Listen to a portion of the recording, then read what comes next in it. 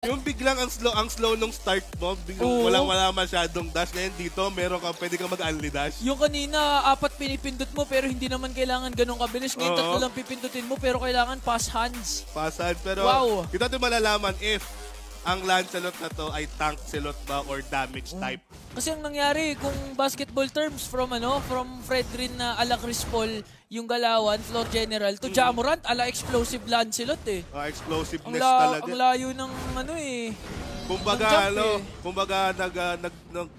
pumasok ulit siya sa drop. Oo. Gusto ko ibang identity naman. Oo. Pero ito nagets ko yung concept but kinuha ni How yung Eve.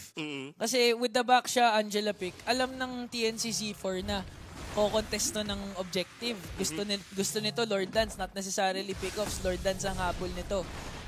With that, kinakailangan ng TNCC4 makontrol yung dances. Ano bang magandang way to control the dances? Pag nakuha mo yung hero na may dance floor. Yun na nga, si Eve, di ba? Talagang lalapagan ng dance floor. Kulang na lang harit, pre. Harit. Literal na sayaw. Sayaw talaga yun. Pero nakita natin yung emblems dito ni G. Naka-swift siya dito. Season Hunter, of course. And the Killing Spree. Mukhang magda-damage Lancelot to, Ingan. And I'm not gonna be surprised if maganda mga nakaw na Turtles or Lord dito ni G using the Thorn Rose Retribution combination. Or combination or combo rather. Combination. Combination, no? Iba na yun eh. Parang Ingan Nation na na yung gulong galing sa likod Ayan na, yung rolling in the deep ni King Frenzy dito but mataan or natunugan dito ni Micro at ni G. Pero ang ganda na ginagawa ni Momokid nag-stay siya kay Sharp para doon sa added XP. Para if ever nga naman, makakuha siya na level 4 agad. Pero yun lang, yung kanyang passive, yung siya essence or siya energy, bumalik lahat ng buhay. Gato yung nangyari kanina nung game number 1. APBH ang unang namatay si King Frenzy, kaya secured for TNCC4. Now this time, wow! Nagbardagulan yung dalawang gold lane sa taas, parehong namatay. Palitan lang. Nakita natin bago makuha yung Turtle, pero nagbabakbakan si Sharp at si QRM dito. Ingat, teka lang baka magkaroon ng clash. Pero ito na yata si Micro, may ipit hindi, at baka takas lang din naman. So kahit pa paano TNCC4, ito yung problem actually ng APBH kanina. TNCC4, medyo nakapag-trade naman. Unang nakapatay dun si Wayan, pero nakasagot din naman si Kaiwa. Kasi ang problema kasi ng Game 1 for APBH, wala sila masyadong trade. This time TNCC4, sige, nawalan na tayo ng Turtle. Kaiwa, do your thing sa taas. Trade tayo kahit isa lang. Saka maganda yung ginawa ni Momokid doon. Alam niya na merong 1v1 doon sa may taas. Sinaniban niya itong si Wayan. Although, the takedown nga naman, gold sa palit sa gold. But still, added economy to for APBH na and aggressiveness, hindi natin nakikita kanina nung game number 1. Uy, Kyurem may vision dito. Yun lang. Pwede siya umatak para lang mag-stun. Pero Yobab, sa ganda ng wild charge doon at may sanip pa nga on tumumukid. Kaiwa, siya na naman ang namatay. Kyurem, naka-flicker up pero hindi na naiwasan yung crossbow ni Wayan. Ito yung sinasabi natin kapag setter tank yung gamit ng APBH, Yobabs with that wonderful wild charge. Sa ilalim pa mismo ng Torre, si Sharp na andito, 2 versus 1. Nasusustain niya lang din naman. Pero yung Abrasive Rat dito, Phantom Execution, hindi lang tumama. Teka lang, hindi na siya. Mukhang makat. Gusto habulin. Naka-dash out si Sharp. At maka-outplay pa nga si G. Isang hit na lang. Pero mamamataan natin siya ni Momokid dito. Momokid, Sharp, Thorn Rose, combination, G. Ilang seconds na lang. Pero yung gulong! Nabangga nga doon ni King Frenzy! Grabe yung pagkaka-outplay doon ni Sharp. On point. Pagkapasok doon sa may loob ng Torre, gusto siyang kunin ni G with that phantom or with that dash. Kaso, hindi tumama. Nakadash siya Tapos naandun si Momokid para tignan kung nasaan itong si G. And then, although gustong matali, nakapag-turn rose nga naman, pero naandun agad si King Frenzy to the rescue. Sigurista yung APBH. Sabi niya, nandyan si Momokid, pero hindi pa tayo sure kung mapapatay natin yan. Kailangan 3 tayo to bring down G. Lancelot yan Baka ma-outplay tayo Yun tuloy yung gulong dumating. Dumating yung gulong ni King Frenzy, and this is a 5-1. 3K gold lead in favor of APBH. And ito na yung sinasabi natin na factor na meron si Momokid with this lineup. Yes, nung game number 1, slow. Kasi ang nangyari nung game number 1, nagpa-dictate sila sa tempo ng TNZ4 eh.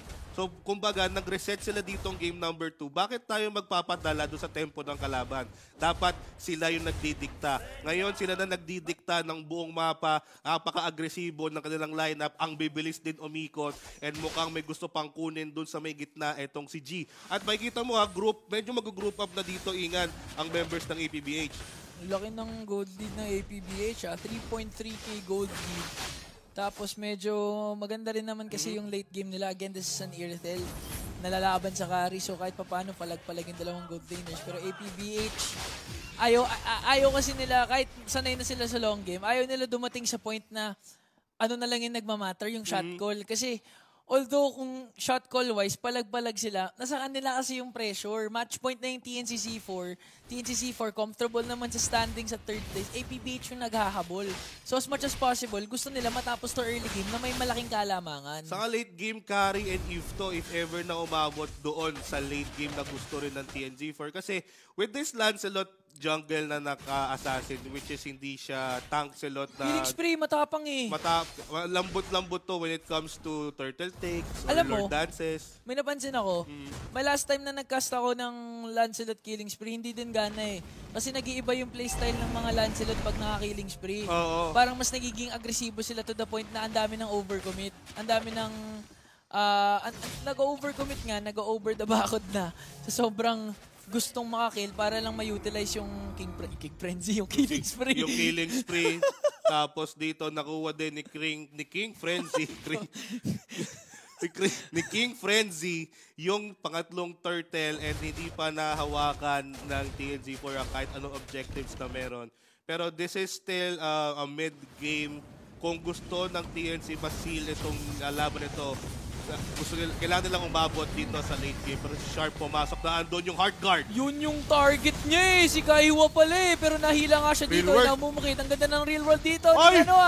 Pero si Yobabs on to the backline. Talagang gusto niya kunin si Kaiwa. Si Micro naman ang naipit. Hindi na ata makasagot ang TNC dito. Napakakunat pero hindi nakakayanin ang lakas ng apat. Doon, APBH secures another kill.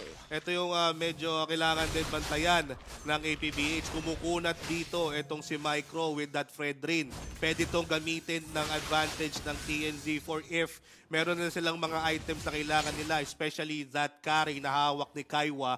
Kapag kaya ng tumangke or masoak up ng damage, itong Fredrin ni Micro, naka-Brave Smite pa ito, medyo magkakaroon ng problema etong side ng APBH. Alam mo si Sharp, pinapatunayan lang niya talaga na siya yung isa sa mga sharpest tool in the X. In the XP lane. Kasi kung nakita mo, si Qrem tsaka si Micro dapat yung yung kinasta niya ng Black Dragon form. Pero yung turn siya eh. Sabi niya, teka, may gold laner dito, kunin natin si Kaiwa. Yun talaga yung kinukuha nila ngayon. Kaya naman, Kaiwa is down once again. The combination of the gulong and the pader by King Frenzy and Yobabs is just too much to handle for Kaiwa. Saka yung diba, yung sa sobrang tagal na ni Sharp sa XP lane, ang dami nilang experience sa laban. Kasi experience is the best teacher eh. Yes. Win or lose, experience is experience. The best teacher, yes. Experience is the key to victory. Yes. Pero ang ganda nga nung combination, the gulong and the pader ni Yobabs. Very Konya Tuesday. And the King Frenzy. And Lord is now, level 1 Lord is up. So, APBH will take this one up for grabs. Ang bilis lang nito, sabi nga ni Ingat. Kasi wala namang magko-contest nito eh. Alam mo, ganyan kami mag-Lord pag low bat na yung isa. Ganyan kabilis. Fast Lord na. Kailangan fast Lord. Oo, kahit na pero pa nga kasi iba yung ibang cellphone, pag charge mo, yung charge pabalik. Kaya kailangan bilisan na eh. Kasi umiinit eh. At mainit talaga ang laban dito sa week number 5. And Day 1 pa lang ito, match number 1, talagang gustong pakita ng mga teams natin na capable talaga on getting a series win. But for the side of TNCC4, medyo nanganganib ang kanilang 2-0 dahil pumasok si King Frenzy. Pumasok na naman onto Kaiwa. Kaiwa palayo ngayon, pero nalapag yung nahila! Pero parang nahila. Si Mumukit pa nga ang una makakakuha ng kill. It's gonna be onto Kaiwa. Pero why hindi naman wala? Wala nang dalawang gold laners dito. At naiipit dito sa gitna si Yobabs. Hindi tinamaan ng taunt. Ang ganda. Oy! Mumungit! Saan ang galing yun? Nakuha si G! Ito yung sinasabi nating Angela na nakakatakot. Yung pag humahabol na Angela, Oo. tapos ang lambot pa ng isang Lancelot. At, oh yes na, meron sila na takedown doon, si Wayan yun. Pero, ang kapalit din ay jungler or si Kaiwa at yung si G. Tapos, yung Lord pa ay nagmata sa may taas. Nakakuha ng magagandang objective Tignan mo itong si- APBH. Si Obab, so akala mo pa der, hindi talaga umaalis doon sa Torre kasi may Angela. Pero si Mumukit naman doon, medyo overextend. How? Siya ang unang makakuha. And now si Micro, Kaiwa, tsaka How. Kinukuha Ayun! Sharp, pero grabe yung wild charge coming in from Yobabs. And nandito na yung gulong. Mapapaatras ang APBH dahil medyo sumasakit rin naman na ang TNCZ4. Successful to take out yung mga outer turrets ng TNZ4. Although nakaka-trade pa unti-unti itong TNZ4 for their side. But yung ginagawa dito ni Yobabs is really benefiting all of them. Yung mga wild charge niya na on point doon sa mga kalaban.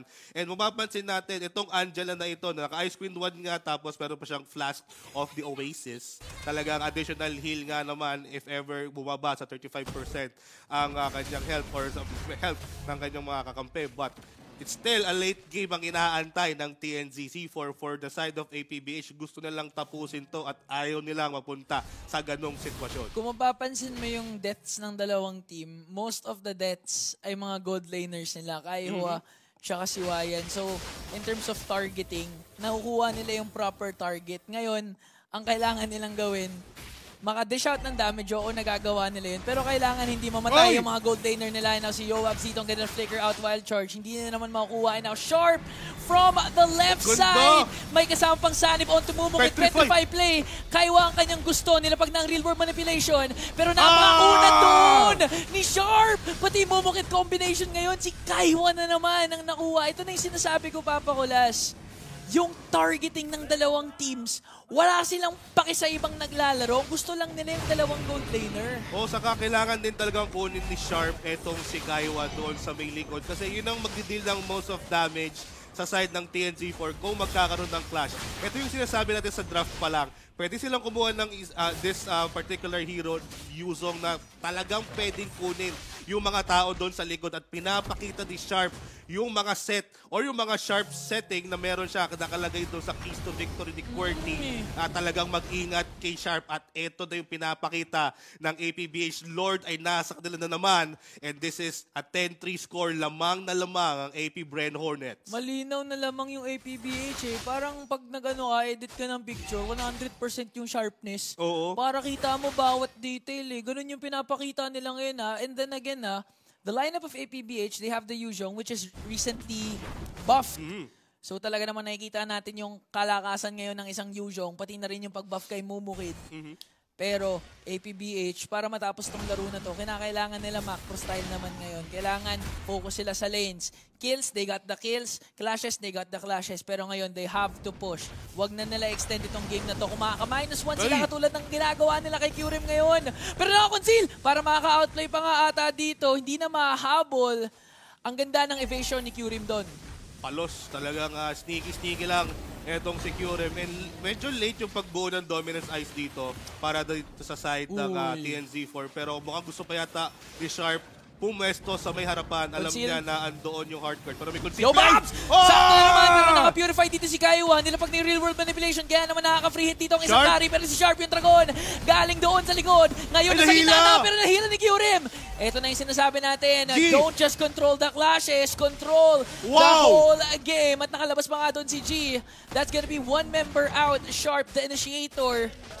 At TNCZ4, wala pa ring inhibitor na napapabagsak. Medyo tumahi doon si G using that Lancelot para makatakas siya dito sa kamay ng tatlong members ng APBH doon sa may orange buff. And maganda rin yung pagkakahila dito ni Kyurem doon kay Sharp. After niyang bumaba using that dragon form, gusto niya mag-petrify play kaso naabangan siya ni Kyurem doon sa may loob ng Torre. Pero ito na yata si TNC4 na andun sa may gitna. Tumuturn roast na nga etong si G, pero sabi nila mid-late muna ang unahin natin. Naku po, the tides are starting to change. Yung 6K gold lead ng APBH down to 3.8K. Nakakalabas na ngayon ng TNCZ4. At napapansin natin, kahit 251 ang KDA ni Kaihua, Basta mapop lang niya yung Purify niya right on time, nakaka-free hit siya eh. Kasi si How ang ganda parati ng lapag ng real world manipulation eh. Pag na-stop ng TNCZ4 yung initial initiation ng APBH or initial crowd control, nakaka-free hit si Kaiwa.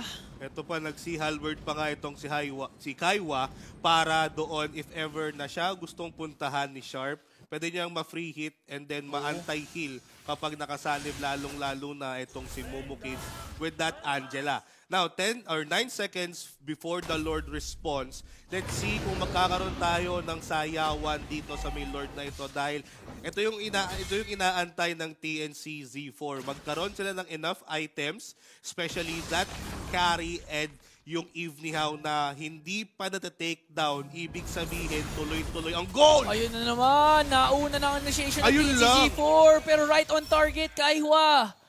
Wala nang damage dealer in TNCZ4. Unlikely na magko-contest sila unless maka-outplay dito si G. Pero APBH, nagamit na nga yung Heart Guard pero may fleeting time naman ata si Momokid so pwede pa rin sila mag-re-engage. Now TNC4, pinipilit ni G ngayon makalapit. Phantom Execution in, gusto nila i-out si Wayan para naman makapalag sila dito sa ikalawang Lord. And now inahabol siya, Wayan, King Frenzy, inipit si G pero nakaka-outplay. Nang tatahi lang dito si G at ayaw talaga umalis kahit may dragon na si Sharp. And now G, nandito pa rin sa Lord ito. Who's gonna take the Lord? It's gonna be King Frenzy pa rin. And now the onslaught of APBH ay tuloy na dahil nakuha na nila ang gusto nila. Wala pa rin si Kaiwa sa picture na ito. Mapapalayo ang TNCZ4. Talagang pumapalag pa rin sila pero masyado malakas ang APBH dito. King Frenzy nakaisa na. Sharp buhay pa rin. And now si G naman ang tutumba. Dalawang miyembro ng TNC. Wala na! Grabe! Yung magkagustong pagtahi-tahi dito ni G pero hindi yun hinayaan ng APBH. Talagang binihanap at binibigyan dito ng side ng APBH itong TNZ4. Sige, mag-engage kayo. Kayang-kaya namin kayong tapatan at sabayan dahil naandon yung pag-engage dito ni Sharp with that dragon form tapos sasabayan mo pa ng mga sanib doon ni Momokid na mapapansin natin naka-Divine Glaive itong Angela Laito. Hindi lang heal at sanib pero mayroon ding damage na kayang ibigay dito sa TNC4.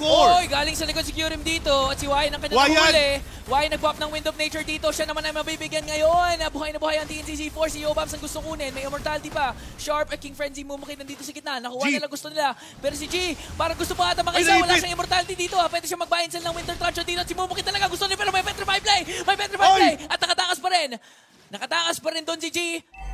Nakatakas din naman ang APBH. Pero butas na ang base ng TNCZ4. Nakatakas ang gustong tumakas. Oo. Doon sa clash na yon. Pero grabe yung pinapakita din ng micro mechanics or micro skills. Etong G, nagamit niya na Lancelot kasi ang daming times na naipit na siya doon sa skirmishes or clash na gusto niyang i-commit. Uy! Teka lang. Ba't parang lamang kaya yung TNCZ? Wala si Wayan! Wala si Wayan ngayon. Eto na. Mukhang parang napaganda pa yung gustong pagiging aggressive ni G doon kanina sa middle lane. At alam nila walang damage dealer ang side ng APBH. Kaya okay, sige, medyo mag-advance tayo ng konti. Kunin ulit natin yung middle lane. Nakuha nila yung pangalawang torre sa gitna. Which opened up so many avenues for the side of TNZ4. Pwede silang either kumuha ng mga resources ng APBH or they can contest this upcoming Lord in 40 seconds kasi medyo maluwag na yung map eh. Makakapag-zone na dito si Kyurem if ever na gusto nilang mag-contest. Ang ganda ng ginawa doon ni Gia.